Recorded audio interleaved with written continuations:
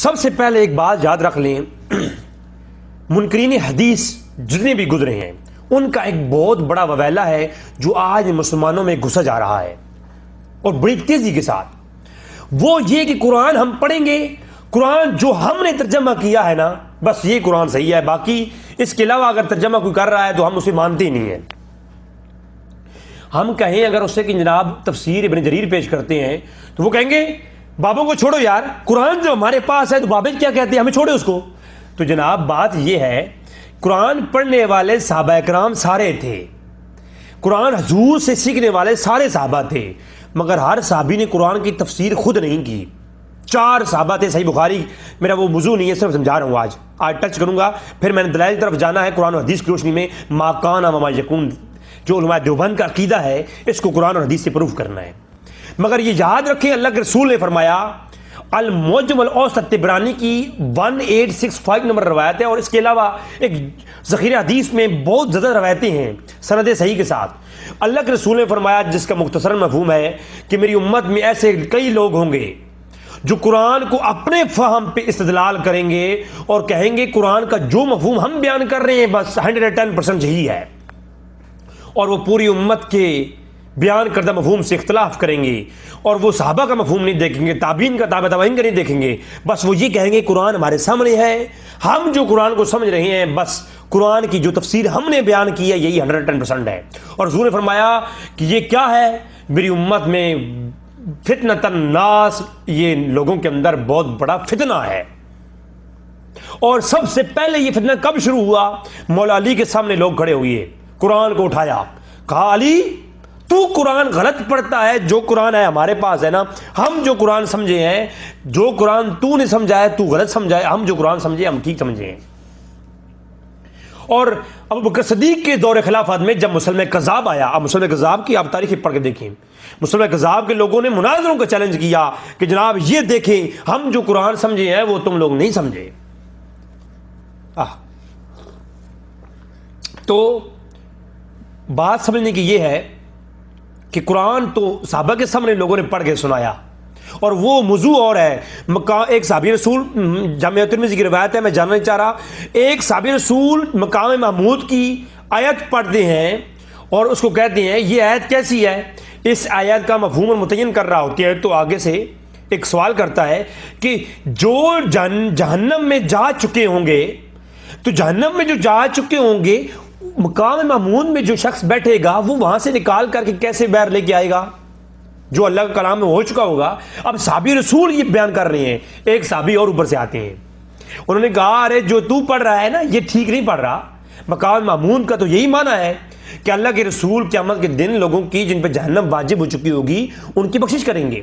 اب صحابی رسول خود خوارج کے ساتھ مل گئے تھے اور جا کر کے خوارج کے پاس جو قرآن پڑھا اس میں گمراہی کی طرف جانے کا خدشہ تھا، دوسرے صحابی نے فوراً کہا جو تو قرآن سمجھائے غلط سمجھائے۔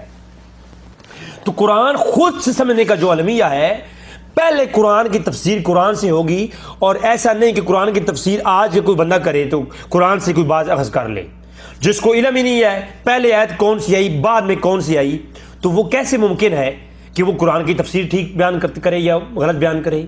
تو لہٰذا ممکن ہے کہ اگر میں قرآن کی ایک آیت کی تفسیر دوسری آیت سے کروں تو مجھے معلوم نہیں ہے ان میں سے پہلے آیت کون سی آئی ہے، یہ کس مقام پہ آئی، کیوں نازل ہوئی، تو میں 2 آیتوں کے درمیان میں جو تطبیق کروں غلط کروں۔ اس لیے ضروری ہے جس آیت کی تفسیر ہم کر رہے ہیں اس کا پہلے قرآن سے، قرآن کی تفسیر صحابی نے کسی نے لی ہے، صحابہ میں کسی نے جو تفسیر ہم نے کی ہے وہ کسی نے لی ہے۔ اگر کوئی ایک قرینہ مل جائے صحابہ سے کہ جو تفسیر ہم نے بیان کی یہ صحابہ سے ملتی ہے تو پھر ٹھیک ہے، آپ کی تفسیر کے اوپر قرینہ موجود ہے۔ اگر ایسا نہیں تو پھر تابعین میں دیکھو، تابعین میں کسی نے یہ تفسیر کی ہے جو آپ قرآن تفسیر کر رہے ہیں، قرآن سے تفسیر کر رہی ہیں، اگر اس پہ کوئی دلیل ملتی ہے تو ٹھیک ہے، ادروائز پھر صحابہ تابعین تبع تابعین سے دیکھو، اگر پھر ائمہ محدثین سے دیکھو، پھر مفسرین سے دیکھو۔ مفسرین وہ ہیں جنہوں نے قرآن کی ہر آیت کو سمجھا ہے کہ یہ آیت کب نازل ہوئی، یہ پہلے ہوئی، یہ بعد میں ہوئی۔ پھر مفسرین جو تفسیر کرتے ہیں نا، پہلے تو قرآن کی تفسیر قرآن سے کرتے ہیں۔ اب ایک آیت کا مفہوم آپ بیان کر رہی ہیں، وہی آیت کے مفہوم امام ابن جریر بیان کر رہے ہیں۔ اب امام ابن جریر اور امام ابن حاتم رازی کی جو تفسیر ہے، اور امام عبد الرزاق جو امام بخاری کے استاذ ہیں ان کی جو تفسیر ہے، وہ تو تابعین اور تبع تابعین کے اقوال پہ مشتمل ہے اور بسند ساری روایتیں ہیں اور صحابہ کی بسند روایتیں ہیں. یہ تفسیریں جو ہیں یہ اقوال صحابہ تابعین تبع تابعین پر مشتمل اور اسناد صحیح والے اقوال ہیں.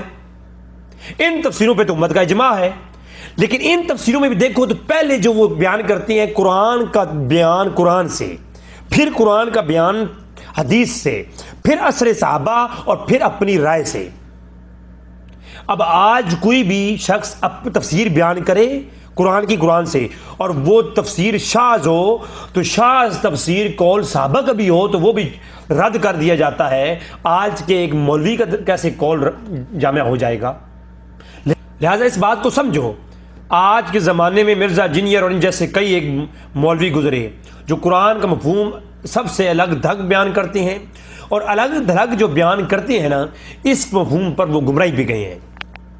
کیونکہ خوارج نے بھی شاذ قول کے اوپر خوارج نے جو استدلال کیا وہ بھی گمراہی بھی گئے. اور قرآن صحیح بخاری کے اندر روایت ہے خوارج قرآن کو بہت خوبصورت پڑھنے والے ہوں گے مگر ان کے حلق سے نیچے نہیں اترے گا. کیا مفہوم ہے اس کا؟ کیا وہ کھانے کی چیز ہے نیچے نہیں اترے گا؟